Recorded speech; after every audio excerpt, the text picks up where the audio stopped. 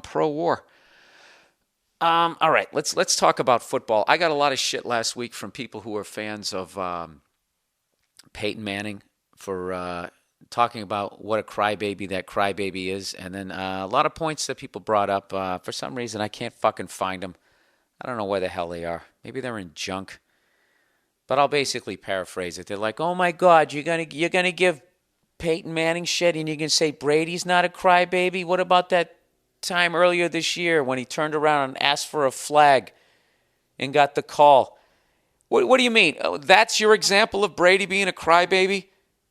Because he got hit and he turned around and asked for a fucking flag? What, you mean like every wide receiver when they don't catch a ball, every fucking play in the NFL, every fucking guy gets up bitching looking for a flag?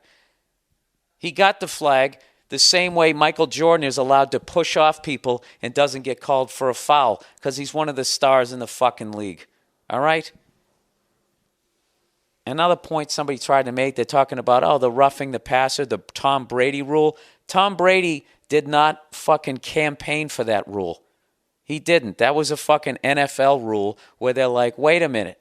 If our pretty boy quarterbacks aren't playing, the viewership goes down and we make less money. That was a business decision. Tom Brady didn't campaign for that fucking rule. Which brings me back to the crybaby Peyton Manning, who lost a playoff game to the Patriots and fucking cried at the end of the fucking game.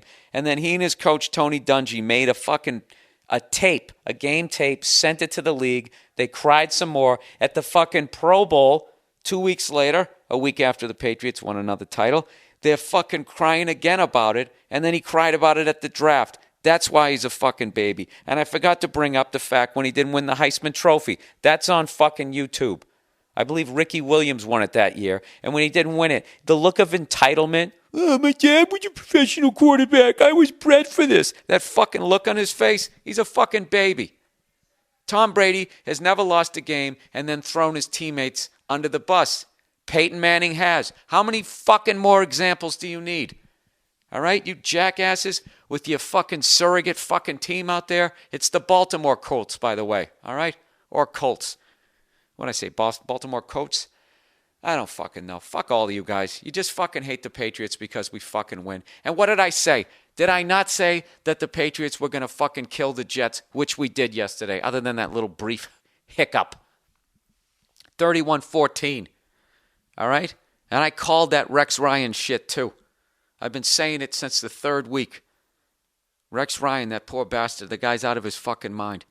He's going to make a half-hearted attempt at his life. This week, my prediction is he's going to break his tailbone trying to hang himself. And yes, that is a fat joke. All right? I think I already did this on the podcast, my psychological breakdown of Rex Ryan. This is when I knew that guy was out of his mind, okay? When he first said when the Patriots were going to play him and he was like, I'm not here to kiss their rings, I thought it was funny. I'm like, I like this guy, even though he's a coach of the Jets, he's talking shit. But then there was that week when a player from another team said something derogatory about him and he actually responded to it. A head coach responding to some player on another team. And he's trying to act all cocky and confident. And there was something about his smile. I saw it in his face. I'm like, this guy fucking cries himself to sleep every night with a pint of fucking ice cream. This is what I think happened, all right? His dad, Buddy Ryan, one of the great defensive coaches, came up with the 46 defense, won a Super Bowl. I'll tell you, doing something like that, you don't have time to raise your kid. And you don't have time to be there for him. So all the shit talking fucking Rex Ryan does, all the shit he's saying is the shit he wished his dad said to him when he was a kid so he could have built up some sort of confidence. But he didn't. He wasn't around. So the combination of still looking for his dad's fucking approval and living in the shadow of a man who created the 46 fucking defense has caused this guy to be an insecure, shit-talking psychopath. And I think in his head he knows that he can coach at the professional level. But the fucking deafening voice of doubt that fucking is in that guy's head. I'm telling you, that's why he overeats. He's one of those guys. When that voice in his head's going, Rex, what are you doing coaching at the professional level? You're not as good as your dad. They're going to find out. You're going to get fired. You'll never coach again. You're going to have to move home with your fucking parents. They're going to kick you out. You're going to be homeless. You're going to be fucking homeless. Yeah. That's why he eats all that ice cream. He gives himself that fucking ice cream headache, and that's all you can focus on. And then he takes a couple of Tylenol PMs, and then he goes to sleep. And the next day he wakes up with all that dairy product rolling around in his fucking intestines, and he's hungover from all the Tylenol PMs, and then he does a press conference. He doesn't know what the fuck he's doing. He's like one of those wrestlers. He's got the sickness. He's like Jake the Snake if he was fat. Hey, you know what? Speaking of which, somebody asked me a question.